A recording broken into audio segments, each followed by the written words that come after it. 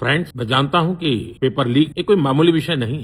23শে জুলাই ঘড়িতে এখন প্রায় মাঝরাত। পুরো দেশ যখন ঘুমোচ্ছে ঠিক তখন সোশ্যাল মিডিয়া অচমকা লাইভে এলেন দেশের প্রধানমন্ত্রী নরেন্দ্র মোদী। ক্যামেরার সামনে কোনো জাঁকজমক নেই, কোনো বড় মঞ্চ নেই, সরাসরি নিজের ফোন থেকে রেকর্ড করা একটি ভিডিও বার্তা। মোদীজি স্পষ্ট ভাষায় বললেন, বন্ধুগণ, আমি জানি পেপার লিক কোনো সাধারণ বিষয় নয়। ये कोई मामूली विषय नहीं। লাখো লাখো ছাত্রীরা তার বাবা মায়ের জন্য একটা অত্যন্ত বেদনাদায়ক। लाखों विद्यार्थी उनके अभिभावकों के लिए। কিন্তু বন্ধুরা, এই মাঝরাতে বার্তার পেছনে আসল রহস্যটা কি? কেন হঠাৎ মধ্যরাতে মোদীজিকে এই ভিডিও বার্তা দিতে হলো? আজ আমরা শুধু মোদীজির কথাই শুনবো না, বরং এই পুরো ঘটনার পেছনে লুকিয়ে থাকে এমন কিছু নির্মম সত্য উন্মোচন করব যা আপনার দেখা খুবই জরুরি।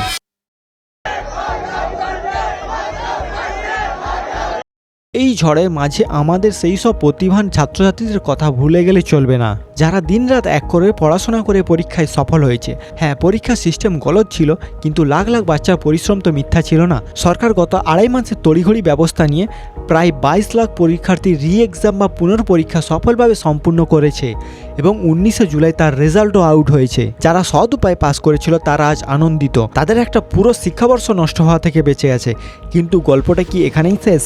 এই খুশির খবরের পেছনে চাপা পড়েছে আজ ভয়ঙ্কর স্ট্র্যাটেজি। এই পরীক্ষা সফলভাবে নেওয়ার ঠিক আগে যখন প্রথমবার পেপার লিকের খবর সামনে আসে, নিট পেপার ফ্রড, তখন দেশের লাখ লাখ মধ্যবিত্ত ও দরিদ্র পরিবারের স্বপ্ন এক নিমেষেই চুরমার হয়ে গেছিল। সেই নিট পরীক্ষার কোচিং জোগাতে কোনো বাবার জমি বন্ধক রেখেছিল, তো কোনো মা নিজের শেষ গয়নাটুকু বিক্রি করে দিয়েছিল। যখন সেই পরীক্ষার দুর্নীতি কারণে ভেস্তে যায়, সেই মানসিক যন্ত্রণা সহ্য না করতে পেরে দেশের বেশ কয়েকজন তরুণ পরীক্ষার্থীরা, যেমন ঋত্বিক মিশ্র, আকাঙ্ক্ষা চতুর্বেদী, প্রদীপ মেঘওয়ালের মতো অনেকজন স্টুডেন্ট আত্মহত্যা পর্যন্ত করে নিয়েছিল।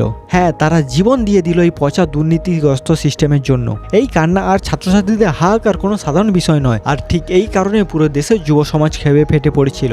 কিন্তু এই যন্ত্রণার সুযোগ নিয়ে পর্দার পেছনে কোন নোংরা খেলা চলছিল তা এবার ভালো করে বুঝুন। ছাত্ররা এই যৌক্তিক ক্ষেপকে হাতিয়ার করে দিল্লির রাস্তায় যন্তর মন্তরে যে বিশাল ধর্ণা ও আন্দোলন শুরু হলো, সেখানে কি সত্যিই শুধু ছাত্ররাই ছিল? আপনি যদি গ্রাউন্ড রিয়ালিটি বা ভেতরের খবর বিশ্লেষণ করেন তাহলে আপনি চমকে উঠবেন। সেখানে আসলে ছাত্র বা পরীক্ষার্থী ছিল বড়জোর 20%, বাকি 80% ছিল কে জানেন? তারা ছিল বিভিন্ন রাজনৈতিক দলের আইটি সেলের কর্মীরা। এমনকি কিছু বহিরাগত এজেন্ডাধারী লোকও ছিল, যাদের সাথে এই পরীক্ষা বা নিট স্টুডেন্টদের কোনো দূর দূর পর্যন্ত সম্পর্ক ছিল না। ছাত্রদের কাঁধে বন্দুক রেখে তারা আসলে মোদী সরকারের কোণঠাসা করা এবং দেশের বিশৃঙ্খলা তৈরি করার পলিটিক্যাল এজেন্ডা চালাচ্ছিল। ছাত্ররা যখন ড্রামার মধ্য দিয়ে কাটাচ্ছিল, তখন এই পলিটিক্যাল দলগুলো সেই চিতার আগুনে নিজেদের রুটি সেঁকার নোংরা খেলা খেলছিল।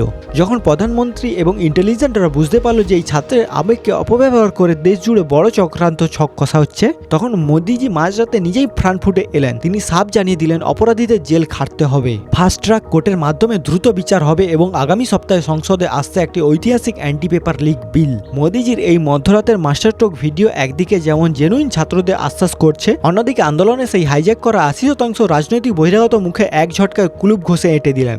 কিন্তু দর্শক হিসেবে আপনার কি মতামত? ছাত্রদের এই পবিত্র আন্দোলনে যারা রাজনীতি আখড়া বানাতে চেয়েছিল তাদেরকেই ক্ষমা করা উচিত? আর মোদীর এই নতুন কড়া পদক্ষেপের কি সত্যি পেপার লিকের চিরতরে বন্ধ করতে পারবে? নিচে কমেন্ট করে আপনার সাহসী মতামত জানান, আর ভিডিওটা শেয়ার করে সত্যটা সবার সামনে নিয়ে আসুন। ধন্যবাদ।